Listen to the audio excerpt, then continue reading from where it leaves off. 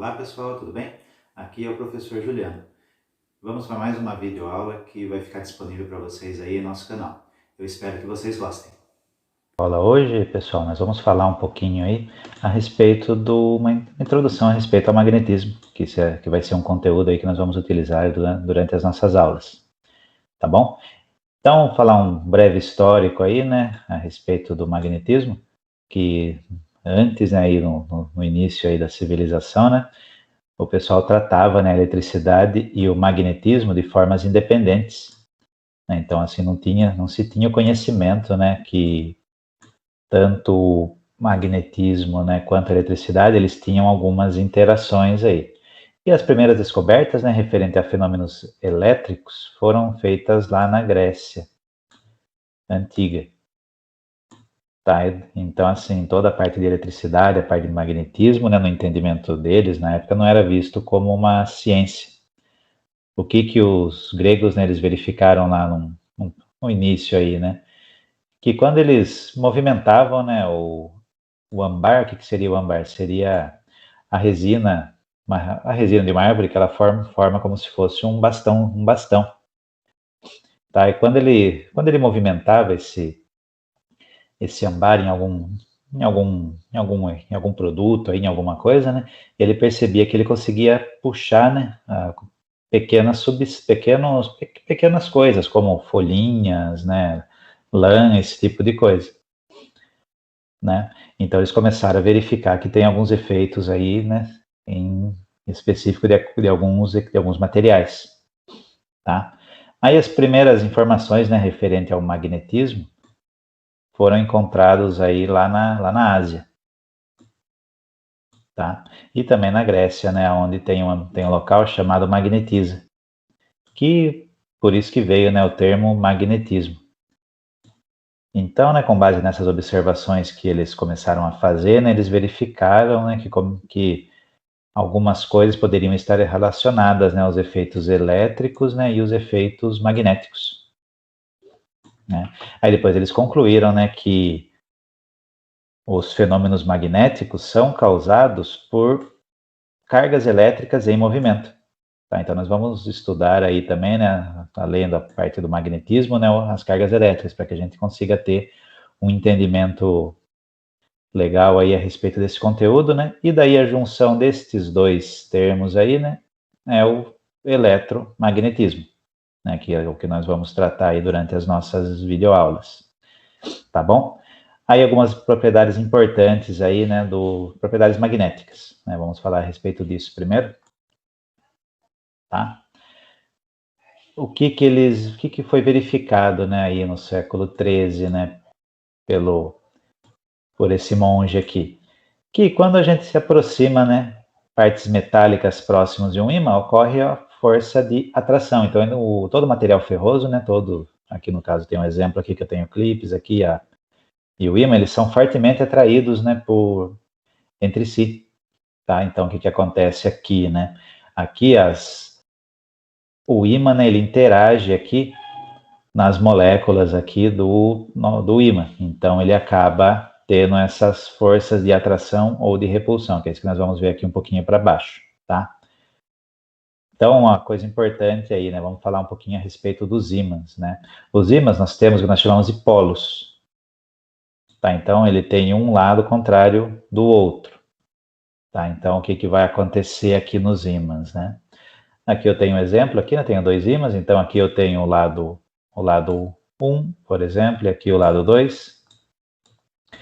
E aqui eu tenho o lado 1 e aqui eu tenho o lado 2. Então, quando eles estiverem, né, de posições inversas, eu vou ter uma força de atração entre eles, nesse sentido, né? Isso depois nós vamos ir detalhando aí na parte matemática também.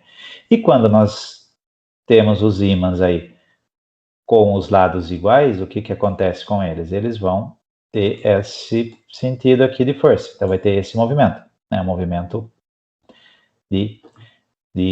de oposição entre eles, tá bom? Aí outra característica importante aí dos ímãs, né? Essa daqui é uma. A outra, né? Por mais que a gente tente, né, dividir os ímãs aí em partes menores, sempre ele vai criar, né, um lado e vai criar o outro lado aqui, de formas opostas, tá? Independente da quantidade de vezes que a gente decompõe ele aqui. Tá? Então, eu não vou conseguir, né, separar um lado do outro. Tá certo? Aí essas observações, né, foram feitas aí, né, pelos pesquisadores aí, né, entre o século XVII, XVIII, XIX, né, até chegar às conclusões aí, né, dos estudos referente ao magnetismo, que é o que a gente usa até hoje, que nós vamos abordar aí durante as nossas aulas, né.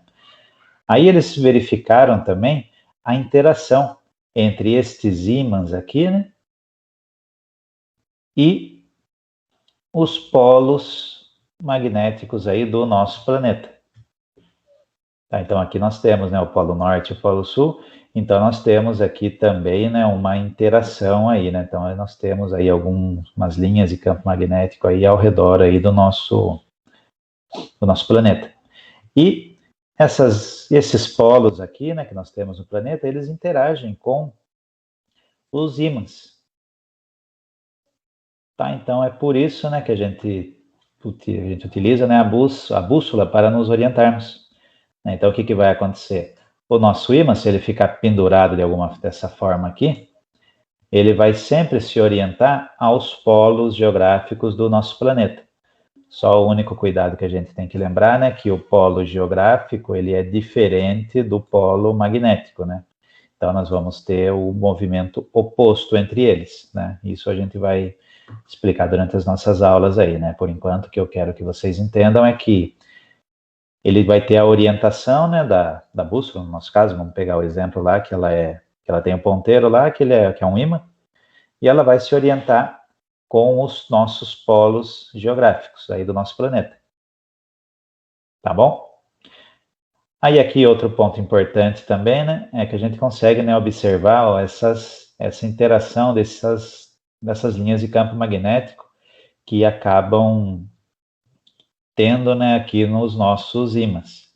Então, como que a gente consegue verificar isso daí, né?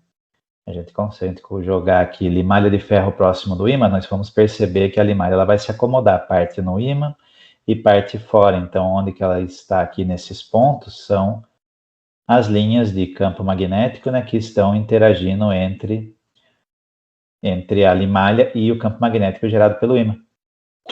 Tá bom? Aí aqui, né, eu fiz um resuminho aqui, né, o principal que a gente precisa se atentar para essa aula são esses pontos aqui. Então, primeiro, todos os ímãs possuem a capacidade de atrair materiais ferrosos, no caso aqui eu só coloquei o ferro. Polos opostos, eles vão se atrair e polos iguais, eles vão se repelir. Os polos de um ímã são inseparáveis, eu não consigo, né, dividir partes para um lado e partes para o outro. Tá? E outros informativos interessantes aí, né? As altas temperaturas, elas influenciam no magnetismo. Tá? Então, à medida que aumenta a temperatura, nós vamos ter uma influência aí nessas linhas de campo, né, no comportamento aí do material magnético. Tá? E outro ponto importante, né, que todos os ímãs, quando suspensos, né, ao ar livre, né, como a bússola, né, como aquele exemplo que eu mostrei lá em cima, eles vão sempre se orientar na direção norte e sul. Tá ok? Então, pessoal, Bom, pessoal, essa foi a nossa videoaula e se liguem aí em nosso canal, que nós teremos vários outros vídeos aí que serão disponibilizados para vocês. Até a próxima!